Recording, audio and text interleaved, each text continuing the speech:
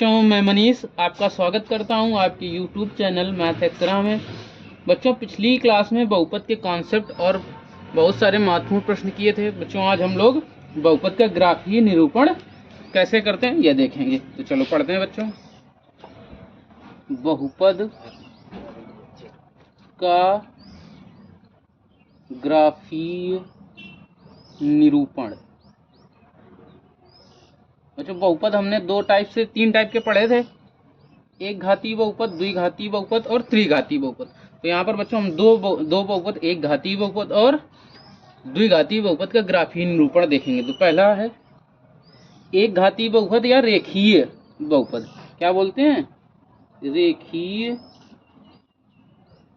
बहुपद का ग्राफीय निरूपण। एक घातीय बहुपद को ग्राफ में कैसे दर्शाया जाता है ये देखते हैं। चलो, आपका रेखीय बहुपद होता क्या, पहले देखते हैं। इसका मानक रूप क्या होता है? रेखीय बहुपद px equal ax minus b। यदि ऐसा दिया है तो एक रेखीय बहुपद है। जो ये रेखीय बहुपद है px equal ax minus b एक सरल रेखा को दर्शाता है। किसे? एक सरल रेखा को प्रदर्शित करता है जो x अक्ष को एक जगह काटता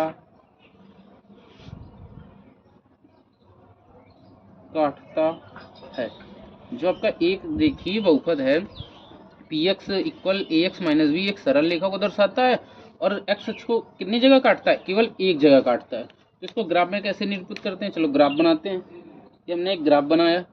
ये x अक्ष है, ये x की ऋण दिशा हो गई, ये y अक्ष की पॉजिटिव डायरेक्शन, ये y अक्ष की निगेटिव डायरेक्शन। ठीक है बच्चों। अब आपका रेखीय बहुपद px इक्वल क्या दिए हैं? ax minus b। एक सरल रेखा को दर्शा रहा है।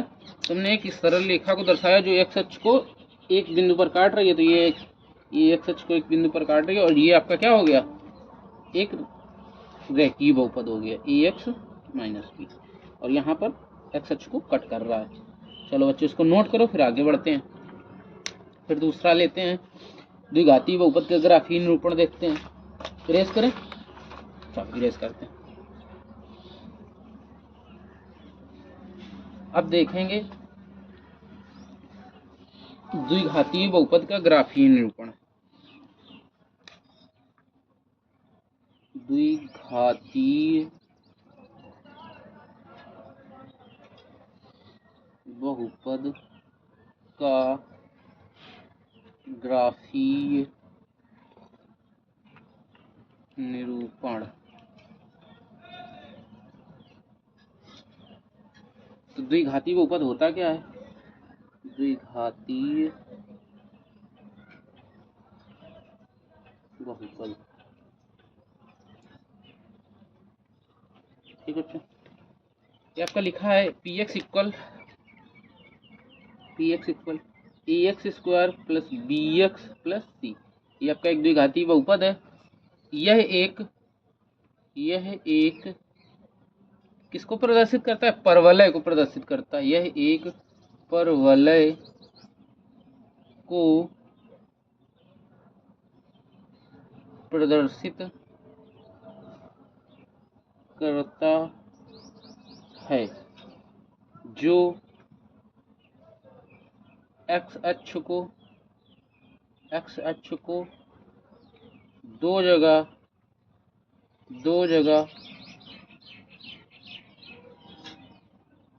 काटता है। ठीक है बच्चों। अब इसका ग्राफीय निरूपण कैसे होता है इसको देखते हैं। हमने एक ग्राफ बनाया। एक ये x अक्ष की पॉजिटिव डायरेक्शन, y अक्ष की x अक्ष की निगेटिव डायरेक्शन, y अक्ष की पॉजिटिव डायरेक्शन और y अक्ष की निगेटिव डायरेक्शन। ये हो गया आपका। अब आपका बहुपद क्या है, पी एक्स इक्वल है a x square plus b x plus c, ये आपका बहुपद है। ठीक है, और ये परवलय को प्रदर्शित कर रहा है। तो परवलय कैसे बनता है, परवलय ऐसे बनता है बच्चों, ये आपका परवलय बन गया। और आप देख पा रहे हैं जो एक्स अक्ष है और ये परवलय एक्स अक्ष को दो जगह पे काट रहा है। ठीक है, तो इसका एक ग्राफ हो गया आपका। चलो बच्चों इसको नोट करो, फिर आगे बढ़ते हैं। इरेज करें बच्चों, चलो इरेज करें। अब देखेंगे ग्राफ से कैसे शून्य निकाले जाते हैं, किसी भी बहुपद को के शून्य ग्राफ से कैसे निकाले जाते हैं।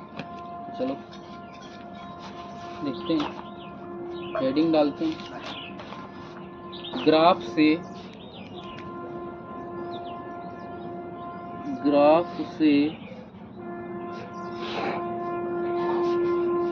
बहुपद पी एक्स के शून्य। ठीक है, चलो पहला देखते हैं। कोई ग्राफ लिया हमने पहली, ये ग्राफ है इसका, ये एक्स एक्स की नेगेटिव, ये वाई एच का नेगेटिव। एक जैसे एक ग्राफ है आपका, ये ग्राफ है। ठीक है, ठीक है, इस ग्राफ में आप देख रहे हैं जो आपका बहुपद है ये पी एक्स बहुपद है, और एक्स अक्ष को कहीं भी नहीं काट रहा है, एक्स अक्ष को नहीं काट रहा है। ग्राफ लिखेंगे, ग्राफ एक्स अक्ष को नहीं काटता है, अतः इसके या इसका कोई शून्यक नहीं होगा। ठीक है बच्चों, यदि ग्राफ एक्स अक्ष को कहीं पर नहीं काट रहा है तो इसके शून्यक क्या होंगे, कोई भी शून्यक हो।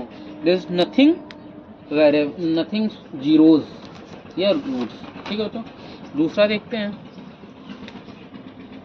दूसरा ग्राफ बनाते हैं, एक ग्राफ बनाए, ये एक्स अक्ष है, एक्स अक्ष की नेगेटिव डायरेक्शन, ये वाई अक्ष है, वाई अक्ष की नेगेटिव डायरेक्शन। आपका ग्राफ है,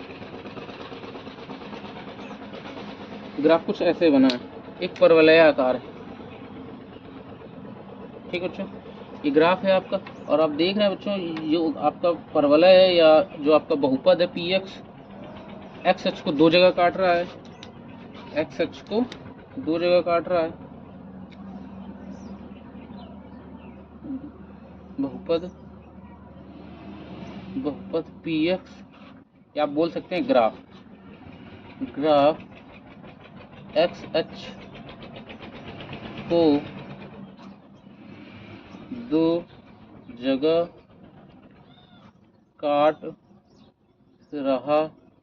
है, अतः इसके दो शून्यक होंगे। समझो बच्चों, जब कोई ग्राफ एक्स अक्ष को दो जगह काटे तो उसके शून्यक कितने होंगे, दो शून्यक होंगे। तो आपने लिख दिया। चलो इसको नोट करो, स्क्रीनशॉट लो, फिर आगे बढ़ते हैं। दो शून्यक होंगे। चलो इरेज करें। चलो तीसरी कंडीशन लेते हैं।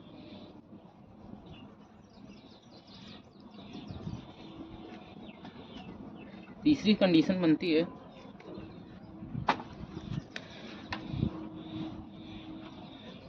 कोई ग्राफ है, एक्स अक्ष की नेगेटिव डायरेक्शन, वाई अक्ष की नेगेटिव डायरेक्शन। ठीक, और ग्राफ आपका बन रहा है केवल एक्स अक्ष को टच कर रहा है। कोई भी परवलय है या कोई बहुपद है जो एक्स अक्ष को टच कर रहा है, केवल काट नहीं रहा है।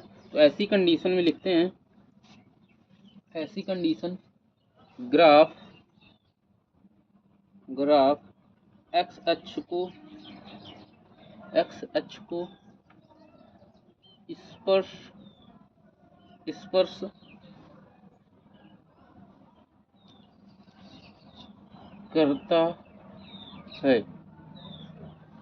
करता है, अतः इसका एक शून्यक एक शून्यक 0 होगा।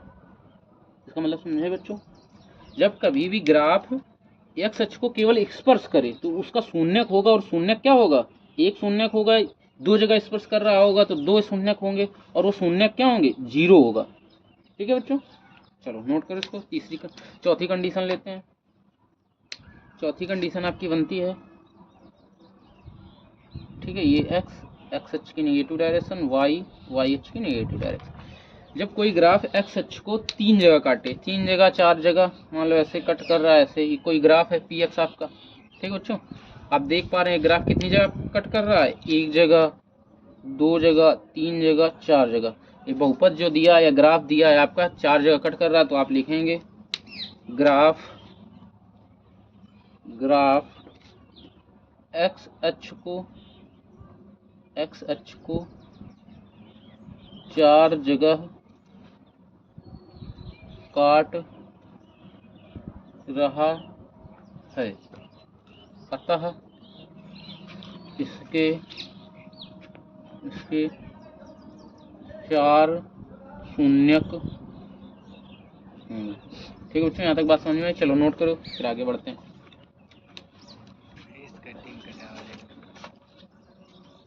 चलो आगे बढ़ते हैं। अब इसके महत्वपूर्ण प्रश्न करते हैं और फिर आज से बहुपद समाप्त करते हैं, क्योंकि बहुपद के सारे महत्वपूर्ण प्रश्न हमने कवर कर लिए। जो 1-2 छूटे हैं उसको कवर करते हैं, फिर बहुपद ऐसा समाप्त हो जाएगा आपका। और बच्चों याद रखना, इतना सफिशिएंट है आपके एग्जाम के लिए, 70/70 लाने के लिए बस इतना ही पढ़ना पड़ेगा आपको, और आप 100% स्कोर कर पाएंगे। चलो पहला क्वेश्चन लेते हैं। पहला क्वेश्चन है द्विघात बहुपद x² + 7x + 10 के शून्यक ज्ञात कीजिए तथा शून्यकों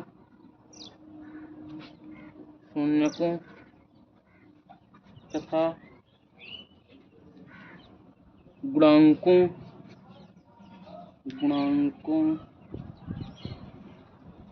के बीच संबंध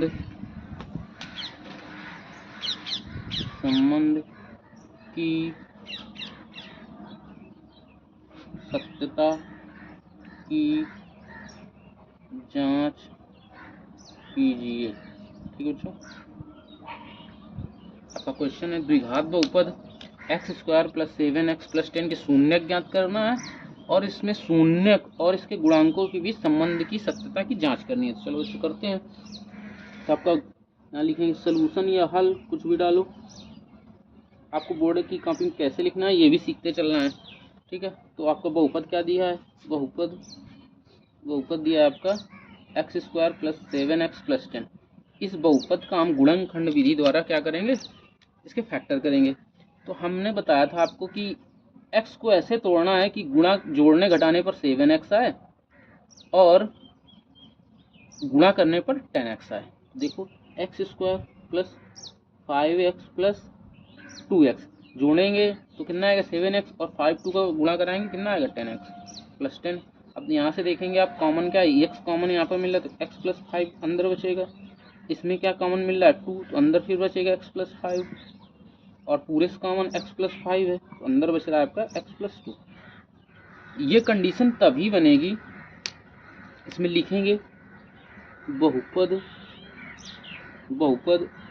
x² + 7x + 10 का मान 0 तभी होगा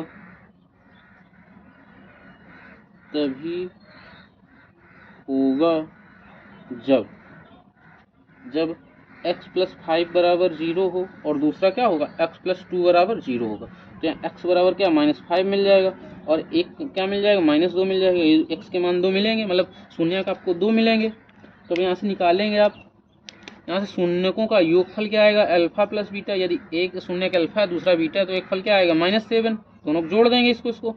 और अल्फा बीटा शून्यकों का गुणनफल क्या आ जाएगा, -5 इंटू -2 यानी 10 आ जाएगा। तो अब इसकी संबंध की सत्यता की जांच करते हैं। तो सत्यता की जांच हेडिंग लगाएंगे। और आपको पता है मूलों का योगफल क्या होता है, मूलों का योगफल होता है -x का गुणांक बटे x² का गुणांक यानी -b/a होता है। और मूलों का योगफल हमने एक मूल अल्फा माना है दूसरा बीटा माना है, तो अल्फा प्लस बीटा क्या आ जाएगा, -b। यहाँ b का मान क्या है, 7 है, और माइनस पहले से 7 और a की जगह क्या है, 1 है। तो यहाँ 1 से डिवाइड करेंगे क्या आ जाएगा, -7। तो देखो आप देख पा रहे हैं मूलों का योगफल -7 आया और यहाँ पर भी आ रहा है 7। इसी प्रकार मूलों का गुणनफल निकालेंगे। मूलों का गुणनफल होता है c/a। ठीक है बच्चों, मूलों का गुणनफल यदि अल्फा बीटा है मूलों का गुणनफल, और यहाँ c/, क्या है, c का मान 10 है और a का मान 1 है, तो क्या आ जाएगा, 10 आएगा। तो यहाँ से आप देख पा रहे हैं कि अल्फा बीटा 10 आ गया और अल्फा प्लस बीटा -7 आ गया। ये संबंध की सत्यता की जांच हो गई, यही आंसर है आपका। चलो नोट करो बच्चों और स्क्रीनशॉट लो, फिर रेस करते हैं। बच्चों चैनल को सब्सक्राइब करते रहिए, वीडियो को लाइक करिए, शेयर करिए, कमेंट करिए। जो भी कोई क्वेश्चन में डाउट हो, किसी भी प्रश्न में डाउट हो, आप कमेंट करिए, उसका सलूशन आपको मिलेगा। चलो आगे बढ़ते हैं, नेक्स्ट क्वेश्चन लेते हैं।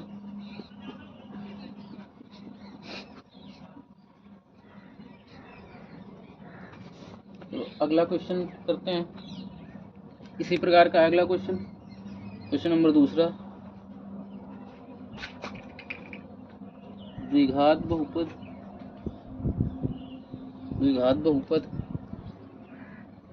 fx बराबर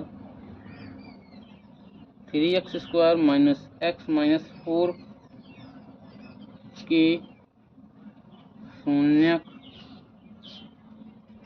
ज्ञात कीजिए तथा शून्यकों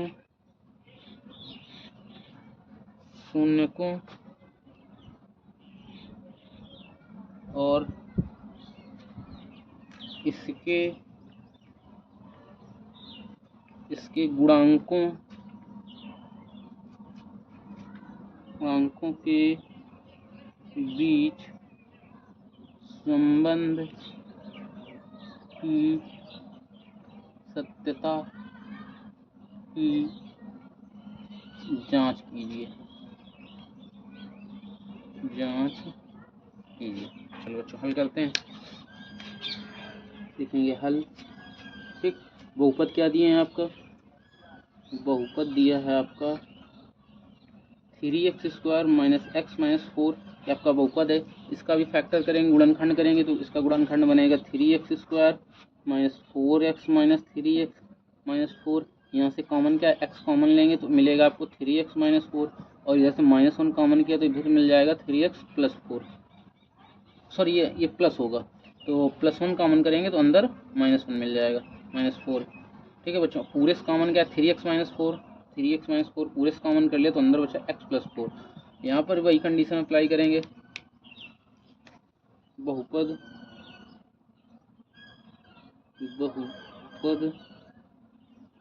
px = 3x² - x - 4 का मान शून्य तभी होगा जब 3x - 4 = 0 और दूसरा क्या हो, x + 1 = 0। तो यहाँ x के देखो आपको दो मान मिल जाएंगे, x बराबर क्या मिल जाएगा, 4/3 और x बराबर -1। आपको दो शून्यक मिल गए। यदि हम एक शून्यक अल्फा मानते हैं दूसरा बीटा मानते हैं तो अल्फा प्लस बीटा क्या आएगा, 4/3 - 1। एलसीएम लेके हल करेंगे तो 1/3 आ जाएगा, और अल्फा बीटा क्या आ जाएगा, मूलों का गुणनफल अल्फा बीटा बराबर आपका आ जाएगा 4/3 गुणा -1। तो यहाँ से क्या आएगा, -4/3 आ जाएगा। अब इसकी संबंध की सत्यता की जांच करते हैं।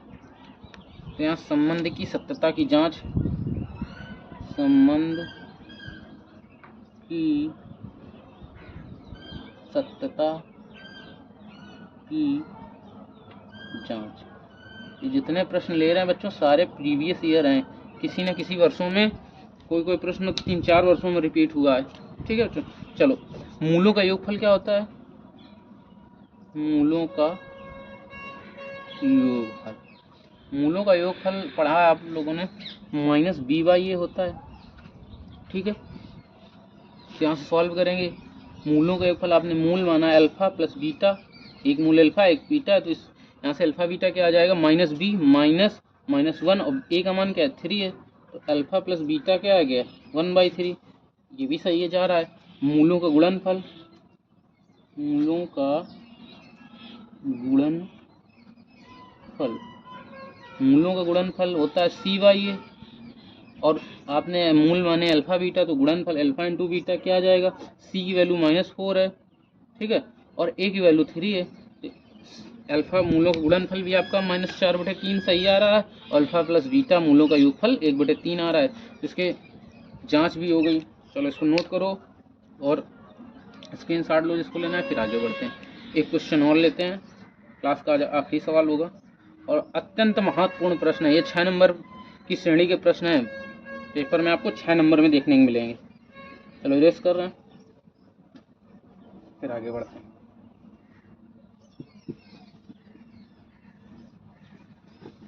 एक क्वेश्चन अति महत्वपूर्ण ये भी है परीक्षा की दृष्टि से।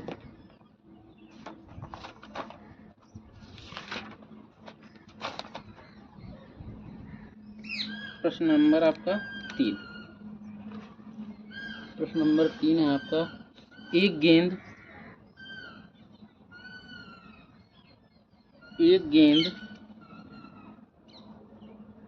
हवा में इस प्रकार फेंकी गई है कि t सेकंड बाद इसकी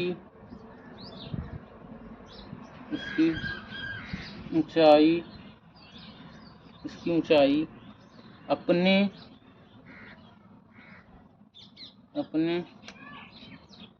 आरंभिक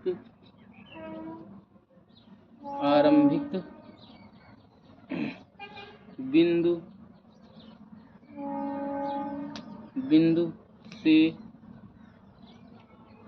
h मीटर है तथा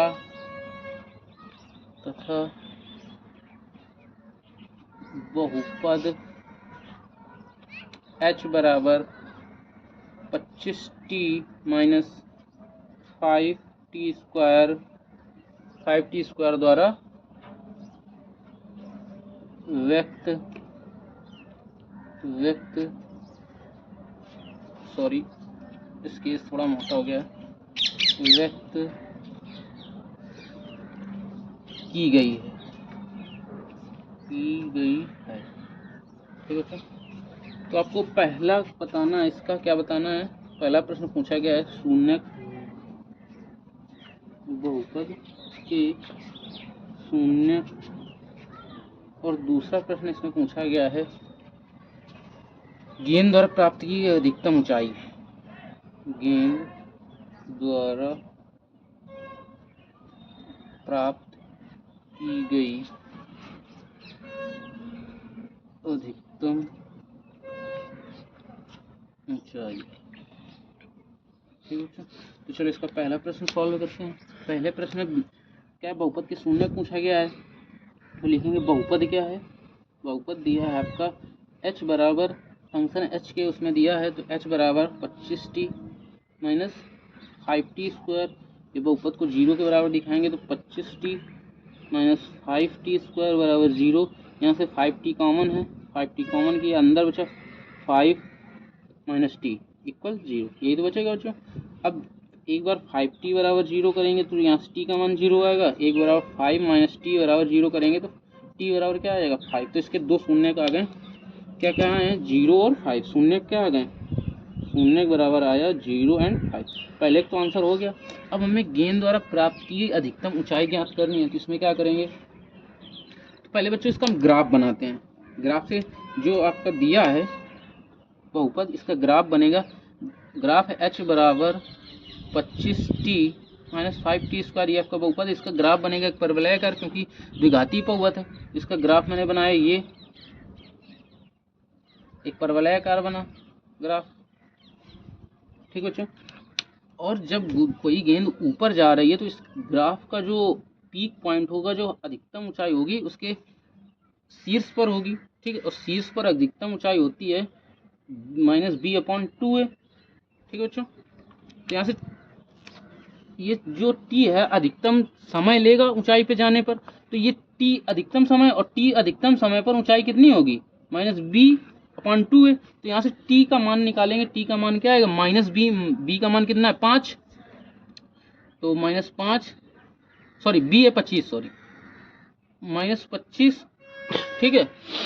और बटे ये a का मान कितना है 5, तो 2 गुणे -5, तो यहाँ से 25/10 यानी 2.5। तो जब अधिकतम समय मतलब जितना उसके द्वारा टाइम लिया गया, टाइम का मान कितना आया 2.5। यदि 2.5 टाइम पर वो अधिकतम ऊंचाई कवर कर रहा है, तो h बराबर जो बहुपद दिए हैं 25t माइनस 5t स्क्वायर, यहाँ पर t की वैल्यू पुट कर देंगे तो आपका अधिकतम ऊंचाई आ जाएगी। तो h बराबर 25 इंटू टी की वैल्यू आई 2.5 माइनस 5 इंटू 2.5 का होल स्क्वायर। इसको सॉल्व करेंगे तो क्या आ जाएगा आपका, ये इस 25 में 2.5 से गुणा करेंगे, कितना आ जाएगा 62.5 माइनस, इसको सॉल्व करेंगे पूरा तो 31 कितना आ जाएगा 25, और इसको अगेन सॉल्व करेंगे तो आपका आ जाएगा 31.25 मीटर। तो जो गेंद है आपकी, गेंद जो उछाली गई है वो अधिकतम ऊंचाई कितनी कवर करेगी 31.25 मीटर। ये आपका आंसर आ गया, ठीक है बच्चों। चलो नोट करो। और ये क्लास का आखिरी सवाल था बच्चों। यदि वीडियो पर चैनल पर नए हो तो चैनल को सब्सक्राइब करो, वीडियो को लाइक करो, शेयर करो। धन्यवाद बच्चों।